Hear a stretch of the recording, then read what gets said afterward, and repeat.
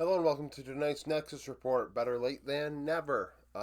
Figured yesterday with no games today that it'd be better to have the video today and combine the LCK. It took a while to get to 2v2 kills for the LCK because of the week I was gone. So here we have the All Pros. This is based on stats, KDA, KP, CS per minute, damage divided by gold, damage share minus gold share, vision score divided by wards placed, gold difference at 15 minutes, XP difference at 15 minutes, solo kills per game, and 2v2 kills for the bot lane duo, champions played per game.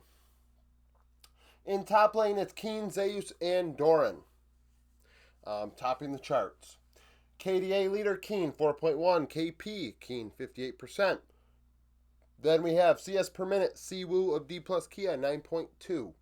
Rookie doing well. ROI 1.76 for Kingen. That is the most damage per gold.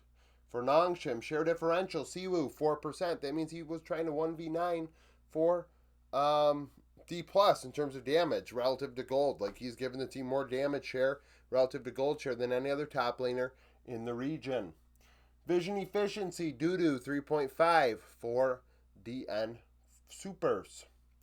Gold difference leader, Zeus 198 ahead. XP difference leader, Keen 373 ahead. Solo kills, Perfect had better than one every other game at 0.51. Champions played, Zeus had 0.4. That meant, over the entirety of the split, every third game every 3 out of 5 games. How do I say this? 2 out of every 5 games we had a repeat in his champions played over this split.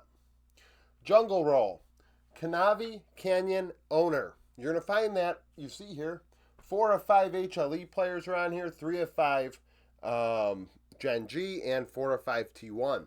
And then it's kind of like one, there's random ones, Showmaker, Career, Aiming, Taeyun. So, Kanavi, Canyon, Owner. Canyon, 4.8 KDA. That's no surprise. The KDA was dominated by Gen G players. They led in every role in the category. Kill participation, Raptor of Fear X, 76%. 3 out of every 4 kills. Damage, CS per minute. Canyon, 7.3. Damage stats going to Kanavi. That's not a surprise. Kanavi's career is carry-oriented.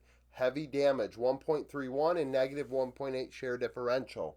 Vision efficiency leader was Cuz, 5.82. That is a Cuz calling card. Very, very consistent in vision score divided by wards placed. The early game went to Kanavi, up 249 gold, 320 XP on average. Solo kills per game went to Owner. He almost averaged 1 every 3 games. So in a best of 3, you could assume Owner had a solo kill, damn near. And champions played Gideon, 0.3. Mid lane, the most centered role. That's mid lane, of course it's center. But Chovy was MVP. Normally I can make a big spiel about, well, you look at it this way or that way. Chovy led in all but one stat in his role. I don't think he's ever done this in his career. I don't think I've ever seen anyone lead in all the stats. But to lead in all but one is pretty exceptional. And I know we sing Chovy's praises all the time domestically. He has 2 MSI championships. And that is a thing. So they, in my opinion, should be respected more, but that's a whole other thing. And then followed by Zeka and Showmaker.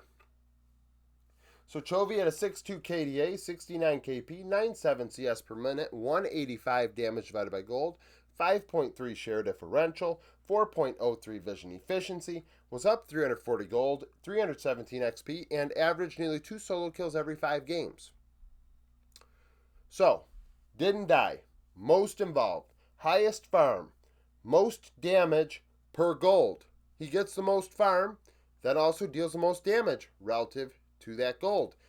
Damage share minus gold share, helping the team more than any other mid laner. The best at placing wards per vision score. Vision score per wards in his role. And most gold at 15 minutes. Diffie. XP Diffie. Solo kills. Aggression. Opportunistic. outplays. I mean, everything but champion pool. And Vikla had 0.59 because he played like half the split. But technically the majority, and that's why he ends up 10th. Well, he didn't actually end up 10th. I think Closer was 10th in mid lane, but ended up eligible. Bot lane, Taeyun aiming pays. So Taeyun's stats include both Fear X and Nongshim. And then aiming and pays. So KDA leader Ruler, 5.6. Kill participation, Taeyun, 69%. That led the roll. CS per minute, Smash of D plus Kia, 10.7. So nearly 20 CS per minute between Smash and Siwoo for D plus Kia. Damage divided by gold, Taeyun most aggressive, 1.71. Share differential, Teddy of Bro, 4.2%. So the most 1v9 80 carry. Vision efficiency, Taeyun, 3.22. Gold difference, pays, 657 ahead. XP difference, aiming, 187 ahead. Solo plus 2v2 kills per game, pays, 0.8. That meant 4 out of every 5 games, Pays had either a solo or a kill in the 2v2. That means against the 80 carrier support where Carrier had the assist. 0.8. He and Carrier are right now the best bot lane duo in the world, in my opinion. That's not a shocking statement to make. It's very, very disgusting what's happening down in that bot lane duo. D plus Kia's career was the best support, followed by Carrier and Delight. But you see here, the majority of the stats were led by other people. It was a widespread battle for this role. KDA, Duro, 6.5. Kill participation, Peter, 82% for DN Supers. So 4 out of every 5 kills or better, Peter was involved in for DNS, who only won 3 games this split. Damage divided by gold, Namgun, 1.03. He and Carrier dealing more damage than receiving gold in the support role. Very aggressive. Vision efficiency, Lahens, 2.26.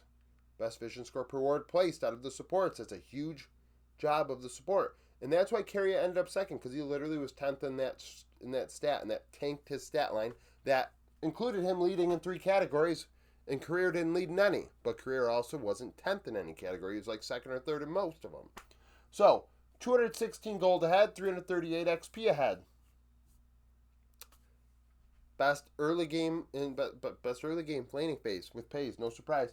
Also had 1 solo 2v2 kill every 4 games. So, either a solo or a kill on the other enemy bot lane duo at some point in the game with an assist by Pays. Champions played Peter, 0.61, similar to the Vikla situation he's benefiting from not playing the entirety of the split. Peter technically played like 19 games, but that was the most out of any player at the support role for DN Supers. So, Team 1, Keen, Kanavi, Chovy, Taeyun in career. Team 2, Zeus, Canyon, Zeka, aiming, Carrier. I don't know why I said Carrier that way.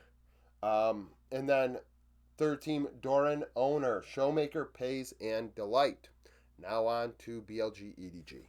Okay, so for LPL, we had BLG EDG Wednesday morning. We see how it affected the power rankings. D plus Koi C9 ended up moving just because of the ripple effect that occurred with EDG losing as bad as they did. EDG ranked in the middle of the road in some stats where these teams ranked, and it caused a ripple effect, and EDG dropped 3 spots from 28th to 31st. BLG win this 3-0. They took 9 of 15 Drakes, 4 Barons, averaging 3,500 gold to power play. Knight really was the carry in this one in the early game. He led by almost 1,500 gold per game over Sinian. That's not a big surprise. Sinian is definitely in over his head, but the fact he was even there was a surprise. The rest of the Rift actually going to EDG just barely. Really, truly, a total of 53 gold is relatively nothing, but the fact they went even against BLG in top, jungle, and bot lane is something to note.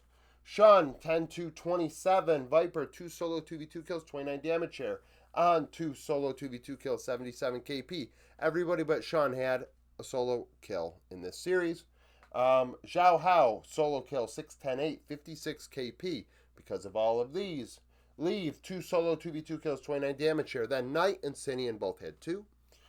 ZDZ, Bin, and Zhui had won. So a very crazy series. Game 3 being the one that was kind of the most chaotic, going 38 minutes, but BLG find a way. Otherwise, though, it was their series to win. Game 1 heavily in their favor. It's not a shock to see this. The fact they were down there is a surprise, of course, but BLG are highly ranked. They're second for a reason. They could have another off day and cause them not to go to MSI, and they will drop as a result of that, just based on the tier ranking as part of this whole algorithm. But I'm going to assume BLG find a way because they are a very good team on paper. So that's it. Thank you for watching. If you liked the video, like it. Subscribe to the channel for daily League of Legends content. Follow me on Twitter. Join the Discord. Become a YouTube supporter. And hope to see you again tomorrow.